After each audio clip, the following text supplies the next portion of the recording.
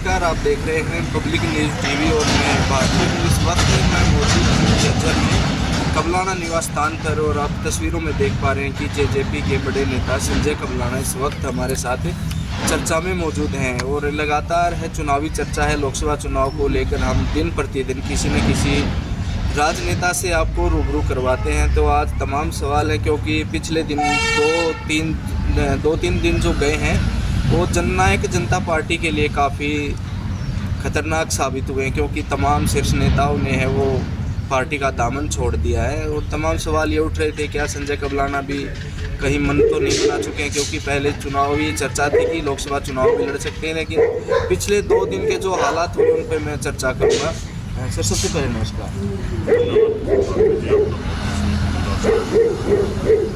जिस तरह से जो हालात बने हैं जेजेपी के, काफ़ी नेता है वो छोड़ के जा रहे हैं, आपका मन क्या है? क्या पार्टी को इस वक्त कितना आप मजबूत मानते हैं और किस तरह के जो ये घटना घटी है उसको किस तरह देख रहे हैं? देखिए, आज जो साथी जननायक जनता पार्टी को छोड़ के गए, चाहे मैं आदरणीय निशान सिंह की बात करूं, जननायक जनता पार्टी ने 5.5 साल के करीब प्रदेश अध्यक्ष की जिम्मेवारी श्री निशान सिंह को दे रखी थी और 4.5 साल के राज में मेरे को नहीं लगता कि उनके सम्मान में कोई जननायक जनता पार्टी के नेताओं ने कोई कोर कसर छोड़ी हो। पूरा सम्मान देने का काम किया। प्रदेश अध्यक्ष की जिम्मेवारी जननायक जनता पार्टी ने जन्म दिया, उसी दिन से उनको पूरी जिम्मेवारी के साथ प्रदेश अध्यक्ष का पद दे रखा। अब चले गए, उनका कोई निजी कारण था, तो पूरी बात वही बता पाएंगे।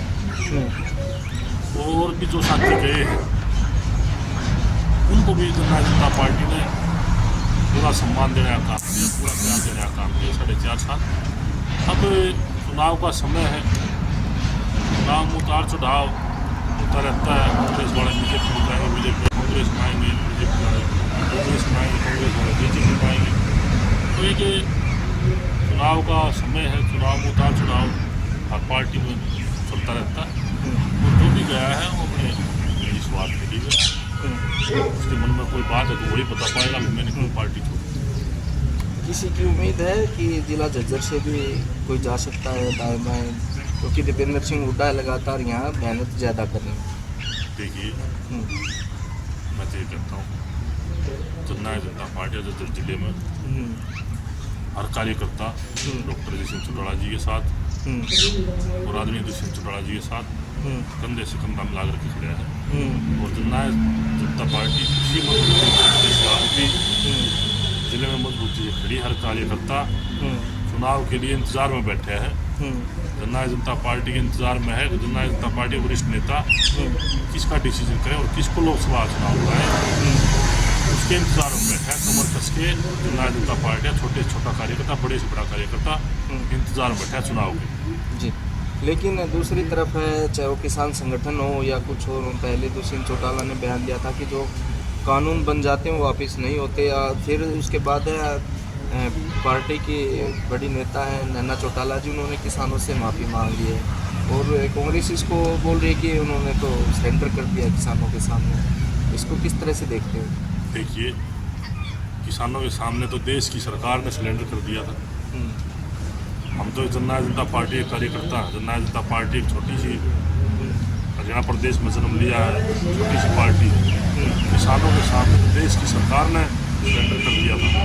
जब किसान 1.5 साल तक रोड के ऊपर बैठे थे और किसानों ने अपनी बात मनवाने की पूरी ठान ली थी और किसानों ने पूरी अपनी ताकत लगाई और पुरजोर से प्रदर्शन धरना करने का काम किया एकता के साथ, तो देश की सरकार ने भी कानून वापस लेने का काम किया। और रही किसान की बात, हम तो ये कहते हैं किसान आंदोलन का अधिकार है। किसान ने अपना आंदोलन करना चाहिए, अपना हक मांगना चाहिए। और जब आदरणीय दुष्यंत चौटाला जी गठबंधन में थे दुष्यंत चौटाला जी ने पूरा गठबंधन के साथ भारतीय जनता पार्टी के साथ मिलकर के किसानों के ऊपर से नीचे तक लड़ाई लड़ने का काम किया। चाहे वो जब लोग थे मंडियाँ बंद हो जाएंगी, चाहे मंडियों की बात हो, चाहे फसलों के ऊपर MSP की बात हो, सब आदरणीय दुष्यंत चौटाला जी ने हर किसान के काम को सीरियस लेकर के किसान की मदद करने का काम किया। और आज भी किसान के हक में जननायक जनता पार्टी खड़ी और किसान के साथ कंधे से कंधा मिला करके जननायक जनता पार्टी खड़ी। एक बयान है, राष्ट्रीय अध्यक्ष हैं अजय चौटाला जी कहा था कि अगर बड़े साहब बुलाएंगे वो पहले पहल करेंगे तो हम इनेलो में जाने के लिए तैयार हैं। क्या उनके साथ सारी जेजेपी जाएगी, आप भी जाएंगे अगर वो जाते हैं तो उनके साथ? देखिए, या कुछ फैसला बदल सकते हैं? जननायक जनता पार्टी राष्ट्रीय अध्यक्ष डॉक्टर अजय सिंह चौटाला जी का फैसला है, परम आदरणीय चौधरी ओम प्रकाश चौटाला जी का फैसला। अगर ये दोनों बैठ करके, हमारे आदरणीय हैं दोनों, अगर बैठ करके वे कोई डिसीजन लेते हैं तो पार्टी का हर कार्यकर्ता उनके साथ जाएगा और दोनों मिल करके कंधे से कंधा मिला करके काम करेंगे। लोकसभा चुनाव की बात मैं करूं तो नाम आपका पहले भी था, आज भी और चर्चा में आ गया जब से बड़े नेता गए हैं। तो पंचायती राज के आप भी प्रदेश अध्यक्ष रहे हैं, तो फिर से एक बार चर्चा गर्म हो गई है कि कहीं ना कहीं रोहतक से तो कन्फर्म मान के चलो संजय कबलाना ही चुनाव लड़ सकते। देखिए, मैंने पहले भी आप लोगों को बताई, जननायक जनता पार्टी के राष्ट्रीय नेता और जननायक जनता पार्टी के वरिष्ठ नेता जो भी फैसला करेंगे, मैंने आपको पत्रकार साथियों पहले बताया था, मैं जननायक जनता पार्टी का कार्यकर्ता हूँ और मैं अगर पार्टी चुनाव लड़ाएगी तो मैं ठोक करके चुनाव लड़ने का काम करूँगा, मजबूती के साथ चुनाव लड़ने का काम करूँगा। और पार्टी किसी को भी चुनाव लड़ाएगी, छोटे से छोटे कार्यकर्ता को या बड़े से बड़े कार्यकर्ता को, उसके साथ भी कंधे से कंधा मिला करके उसके चुनाव को तन मन धन से उसके साथ लग करके उस साथी का मजबूती से चुनाव लड़ने का काम करेंगे और अपना वोट बैंक बढ़ाने का काम करेंगे। अभय सिंह चौटाला है नाराज दिख रहे हैं, कुछ भी बोल रहे हैं कि गद्दारों के लिए जगह नहीं है, वापस नहीं लेंगे, इस तरह वो मान सकते हैं? क्या लगता है, क्या संभावनाएं हैं? देखिए, आप पत्रकार साथी हैं, इस बारे में मैं कुछ ना बोल पाऊँ तो अच्छा होगा। ये उनका पारिवारिक मामला है और ये एक सामाजिक तरीके से ही इसको राजनीति घुसा करके इसमें और समाज के जिम्मेवार लोग बैठ करके सामाजिक नाते से इस परिवार को बैठा करके इनका कंप्रोमाइज हो सकता है, करा सकते हैं। परिवार अलग अलग भी होता है और परिवार इकट्ठे भी होते हैं, ये समय का परिवर्तन है। परिवार में कोई बात आई है तो इसको समाज ही बैठ कर आदरणीय चौधरी ओम प्रकाश चौटाला जी और बेसिंह जी, अजय सिंह जी, ये सभी बैठ कर सामाजिक ताना बाना बड़ा रिश्तेदार यारा पारा बैठ करके इस समस्या का समाधान हो सकता है, ना कि राजनीति रूप दे करके, ना कि राजनीति लोग इसमें घुस करके। इससे कुछ होने वाला नहीं है। ये तो एक सामाजिक की परंपरा है, भाईचारा है। भाईचारे में बैठ करके परिवार को सहमत कर सकते हैं और परिवार को इकट्ठा कर सकते हैं, भाईचारा और समाज। जिक्र करूं आपकी कर्मभूमि बताते हैं बादली विधानसभा क्षेत्र, वहीं से शुरुआत भी हुई थी चुनाव की, आज भी वही है। और कल मैं देख रहा था एक बाइट आई थी विधायक की कि मैंने ये काम करवाए आपकी बादली विधानसभा में, कुछ काम गिनाए हैं, लेकिन सरकार आपकी थी, गठबंधन की सरकार थी। किस तरह से मानते हैं जो बाइट उन्होंने दी और जो ये काम गिनाए हैं? देखिए, मैं एक बात कहूँ, कल बादली हल्के की विधायक कुछ बोल रहे थे, वो बाइट मैंने भी सुनी। तो मैंने पाटोदम रेस्ट हाउस बनवाने का काम किया, स्कूल बनवाने का काम किया, बादली के अंदर तहसील की बिल्डिंग बनवाने का काम किया, बादली वाला रोड मैंने बनवाने का काम किया। तो आपने फोड़ा था। मैं ईमानदारी से कहना चाहूँगा, उस विधायक को पता होना चाहिए कि ये काम जो भी हुए बादली विधानसभा क्षेत्र में, ये गठबंधन की सरकार में, आदरणीय दुष्यंत चौटाला जी के नेतृत्व में, आदरणीय मनोहर लाल जी के नेतृत्व में जब गठबंधन की सरकार थी, ये काम गठबंधन की सरकार में हुए थे। अगर इस विधायक ने कोई काम किया तो एक काम जरूर किया है, इसने कोई चीज बनवाई है, बढ़ाई है, वह एक चीज जरूर बनाई है। केजरीवाल को भी लोग बड़ा ईमानदार बताया करते हैं, केजरीवाल की पूरी टीम को बड़ा ईमानदार बताया करते हैं।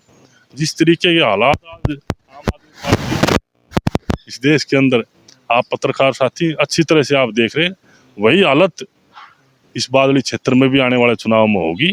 और सारी चीज़ें तोल करके बताई जाएंगी और सारी चीज़ें लोगों को समझाई जाएंगी कि ये चीज़ें कहाँ से हुई और कहाँ से आई और कहाँ जाएंगी। ना कोई विधायक ने कोई विकास का काम किया, ना विकास का काम ये कर सकता।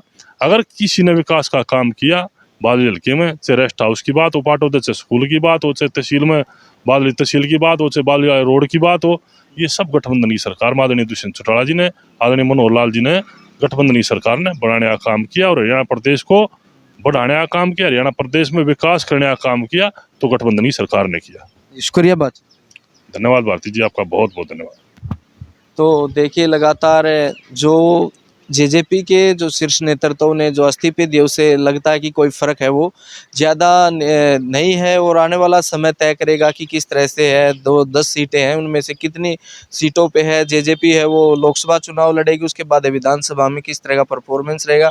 बादली का मैं जिक्र करूं तो जिस तरह से विधायक ने बयान दिया था उसके खिलाफ है, आज फिर एक बयान जारी हुआ है, उसके लिए भी हम पूछेंगे जाके कि कौन कौन से काम है और जनता के भी व्यू हम लेंगे, क्योंकि सोशल मीडिया की एक ताकत है, वही आपको तक है वो खबरें पहुंचा सकती है, चाहे वो लोकसभा चुनाव की हो या विधानसभा चुनाव की हो। और भी आगे जो अपडेट होंगी वो भी हम आप तक पहुंचाने की कोशिश करेंगे। शुक्रिया।